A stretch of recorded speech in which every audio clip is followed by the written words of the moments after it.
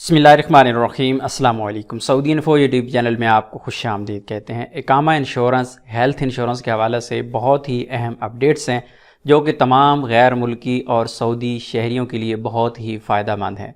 कुछ नई सहूलियात मुतारिफ़ करवाई गई हैं और कुछ जो पहले से सहूलियात हैं उनमें बेहतरी कर दी गई है।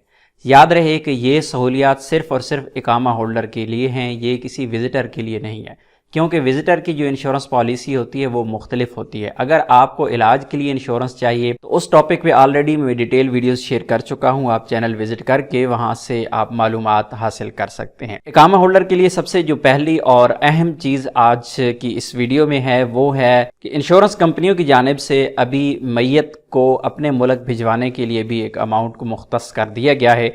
अल्लाह ना करे परदेश में रहते हुए अगर किसी की वफ़ात हो जाती है तो ऐसी सूरत में सबसे बड़ा जो मसला दरपेश होता है कि मैयत को वापस भिजवाना, उसके अखराजात, उसके डॉक्यूमेंटेशन, ये सब कुछ क्लियर करने के लिए एक तो टाइम लगता है और दूसरा पैसा भी बहुत लग जाता है।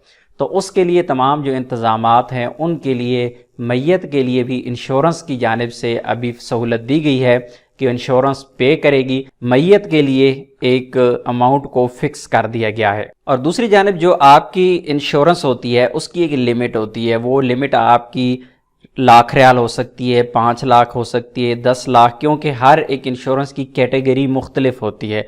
जब इंश्योरेंस करवाई जाती है तो उस वक्त जो पेमेंट अदा की जाती है वो कैटेगरी वाइज अदा की जाती है। फॉर एग्जांपल आपकी जो इंश्योरेंस है वो सी ग्रेड है, किसी की बी ग्रेड है, किसी की ए ग्रेड है, किसी की वीआईपी है। तो जितनी भी ये कैटेगरीज़ हैं इनके हिसाब से फिर ये सारी चीज़ें और फैसिलिटी जो है वो बढ़ती जाती हैं। लेकिन ये है कि जो 5 लाख तक की इंश्योरेंस थी उसको डबल कर दिया गया है, यानी जिसमें अगर आपकी इंश्योरेंस में 5 लाख रियाल पहले थे, यानी आप 5 लाख का इलाज करवा सकते थे अगर इंश्योरेंस में, तो अभी आप 10 लाख तक का ही इलाज करवा सकते हैं। ये एक बहुत ही अहम चीज़ है। लेकिन फैसिलिटीज़ के हवाले से जिस तरह मैंने आप लोगों को बताया कि जो आपके इंश्योरेंस के कार्ड जिस हॉस्पिटल में चलते हैं वहीं पे चलेंगे। ऐसा नहीं है कि आपकी इंश्योरेंस की जो कीमत है वो बढ़ा दी गई है और अब आप इंश्योरेंस लेके किसी बड़े हॉस्पिटल में चले जाएँ, ऐसा नहीं होगा। जिस हॉस्पिटल में आपकी, क्योंकि एक लिस्ट आपको दी होती है जब आप इंश्योरेंस करवाते हैं, तो उसमें जो हॉस्पिटल आपको बताए गए होते हैं उन्हीं हॉस्पिटल से ही आप इलाज करवा पाएंगे। उसी तरह एक और बहुत बड़ा मसला था गैर मुल्कियों के लिए कि दांत का इलाज करवाना और आँख का इलाज करवाना, क्योंकि इसमें ज़्यादा पैसा नहीं देती थी इंश्योरेंस, तो इसमें भी जो परसेंटेज है उसको बढ़ा दिया गया है। अभी अगर आप दांत का इलाज करवाना चाहेंगे, आँख का इलाज करवाना चाहेंगे तो ऐसी सूरत में आपको मज़ीद इजाफी पैसा मिलेगा उसमें इलाज के लिए। लेकिन एक चीज़ याद रखिएगा कि जितनी भी चीज़ें ब्यूटी में आती हैं, फॉर एग्ज़ाम्पल आपने अपने दांतों को नया लगवाना है या टेढ़े हैं उनको सीधा करवाना है, कोई इस तरह का इशू होता है, तो ऐसी सूरत में इंश्योरेंस आपको पे नहीं करेगी।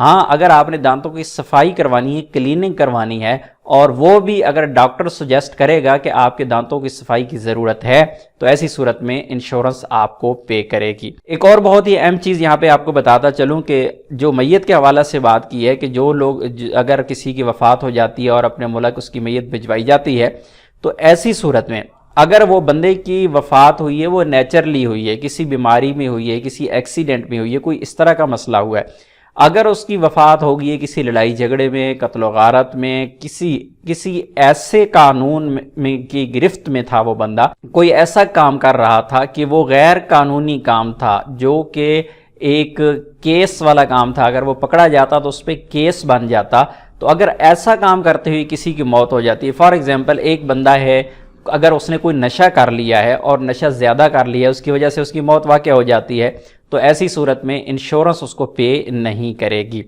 इसी तरह मज़ीद दांतों के इलाज के बारे में मैं आपको बता चुका हूँ कि उसमें मज़ीद इजाफा कर दिया है। जो परसेंटेज थी उसकी, जो बच्चे हैं, छोटे बच्चे, उनके दूध के लिए बहुत ज़बरदस्त एक ऑप्शन ऐड कर दिया गया है कि अगर बच्चे हैं और डॉक्टर सजेस्ट करता है कि बच्चे को दूध पिलाना है बाज़ार का लेके, उसे माँ का दूध नहीं पीना, तो ऐसी सूरत में उस बच्चे के लिए जो दूध का खर्च होगा वो भी इंश्योरेंस देगी।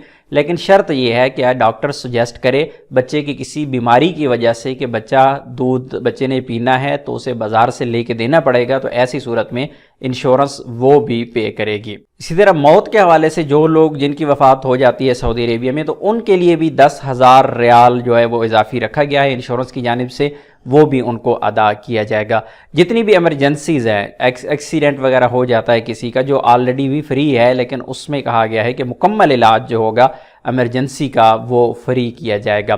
اسی طرح اگر گردے کا آپریشن ہے کسی کا، اگر ولادت ہوئی ہے، بچے کی پیدائش ہوئی ہے، تو ایسی صورتوں میں بھی یہ والا علاج فری کیا جائے گا۔ اس میں انشورنس فلی پیمنٹ کرے گی، اور نیا پیدا ہونے والا جو بچہ ہوتا ہے اس کی جو تمام ٹریٹمنٹ ہوتی ہے، اس کا جو علاج ہوتا ہے 3 مہینے تک اس کی ماں کی انشورنس پہ ہی چلتا رہتا ہے۔